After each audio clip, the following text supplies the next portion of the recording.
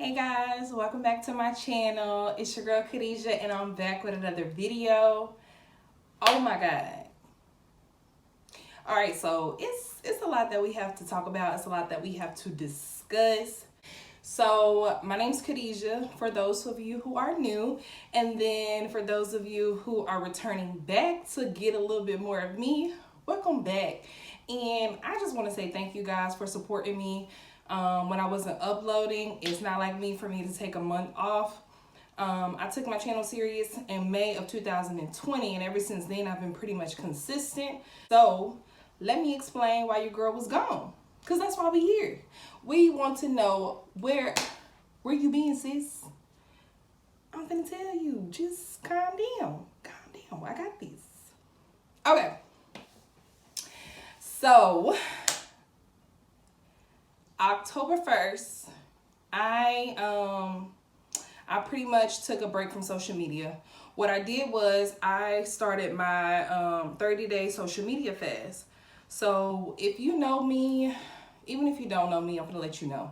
I am addicted to social media, or I was. I don't feel that urge anymore, and we're gonna get to that.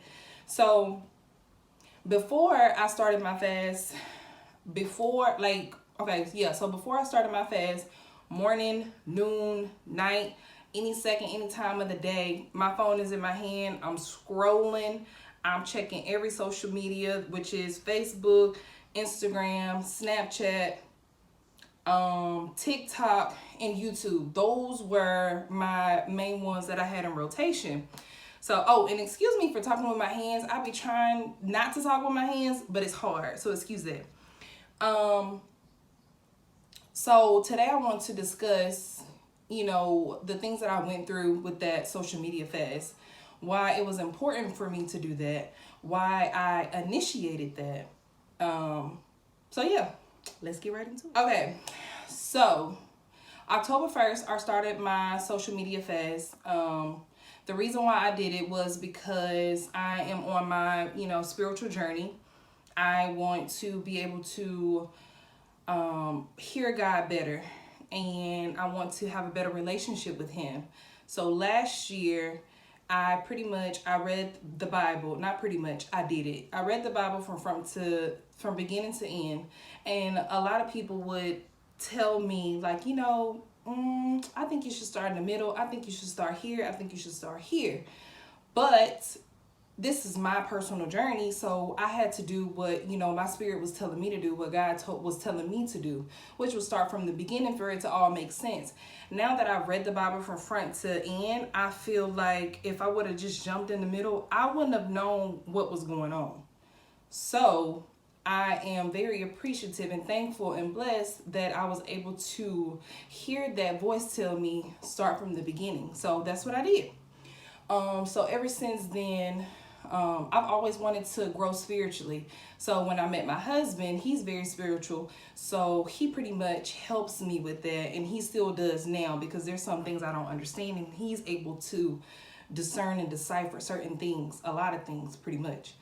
So I feel like personally, life is good. I'm not going through anything drastic, but there's certain things that I wanted for myself that only God would be able to provide. So I was like, how can I get through this, So I pretty much made a sacrifice for something that I love to do. So fasting is fasting is, refraining from something that you love to do. Love to do, whether it's social media, whether it's eating, whether it's drinking, whether it's smoking, whatever it is that you feel like you have the pleasure of doing all the time. It's fasting from that, refraining from that, to take the focus off all of that, to get closer to God, and to lean more on your faith and your spiritual being in order to have that relationship with God. That's fasting. So I know, the traditional fasting is, no food or drink for a certain period of time. It's whatever you like to do, whatever that pleasure is, you're refraining from that, from a certain amount of time that you want to commit to God, whether it's 3 days, whether it's 2 days, whether it's 24 hours, whether it's 30 days, whatever it is, you want to take your mind and, your focus off of that and focus more on God, focus more on your relationship with Him, focus more on hearing Him better. So that is what I did. I chose social media because I felt that I was addicted to social media.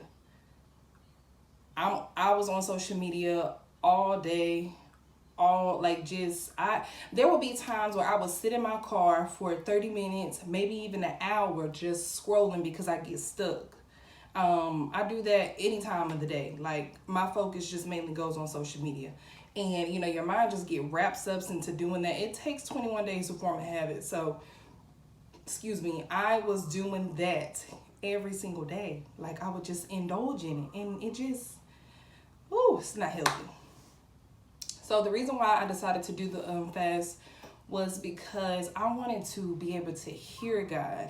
So I felt like with me being so focused on social media and wrapped up in that, like, my mind is just cluttered, not to mention work, school, and life, on top of being, indulgent in social media and other people's lives and what everybody else got going on.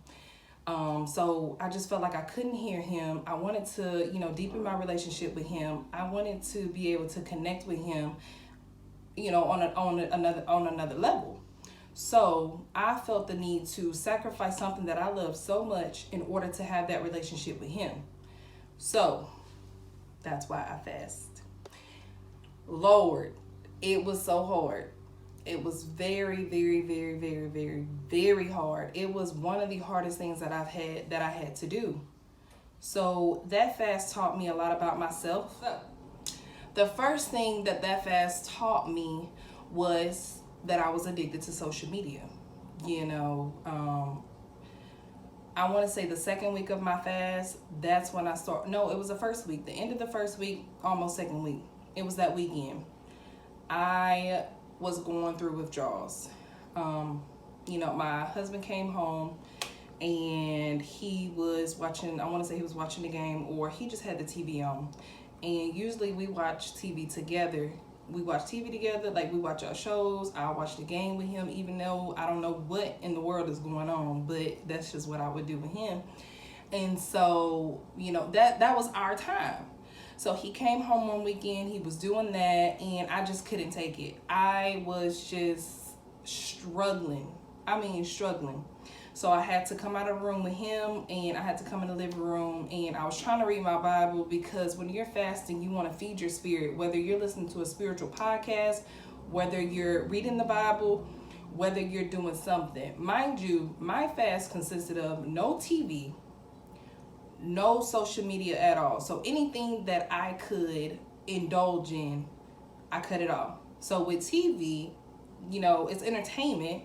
I could binge watch one of my favorite shows, or I can binge watch a movie or something. So that's why I cut out the TV as well. And then, of course, social media. I came in the living room and I was just struggling. I started crying. I was just like, all I want to do is just watch TV. Like, I just want to watch TV, or like, I just want to stroll through my phone. Like, let me just scroll and see what everybody is doing. Like, it was bad. Like, I was having a mental breakdown. And so that lets me know that I was addicted, because I was having withdrawals and I couldn't take it.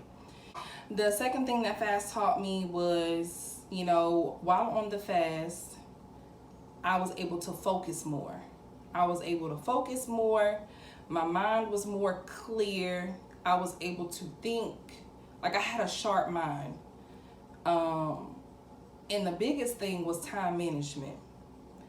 When I went on my fast, I was able to before my fast, I used to complain to my husband saying, like, it's not enough time in the day for me to do everything that I want to do. Whether it's, work, study,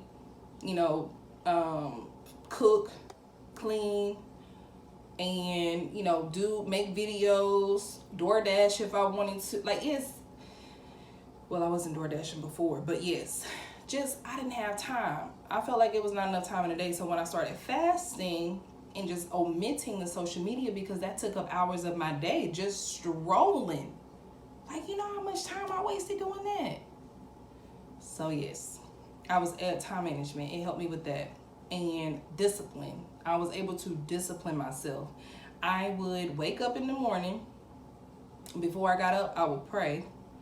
I would get up, get ready for work. I would go to work. But on my way to work, I started listening to Pastor Miles Monroe. That's how I fed my spirit in the morning time. So instead of listening to the radio and my strawberry letter as I usually do, I would listen to him, and it was just teaching me a lot of different things. He talks about a lot of stuff. I would go to work. I deleted all the apps off my phone, so I wasn't able to scroll and dib and dab through, the apps and stuff like that. And then I would get off work. I would study. Of course, I would eat, I would cook, or, get some food, bathe, and all of that. But I would be able to study, and I would be able to retain the information. If you guys didn't know, I'm doing my prereqs for nursing. So I was able to do that, and I was able to retain that, and I was able to be confident in knowing that I knew what I was talking about when I took my test and when I went to school. So fasting helped me with that. And so I will say towards the end of my fast, I was ready to risk it all. I was like, look, I can't do this no more. I was calling my husband.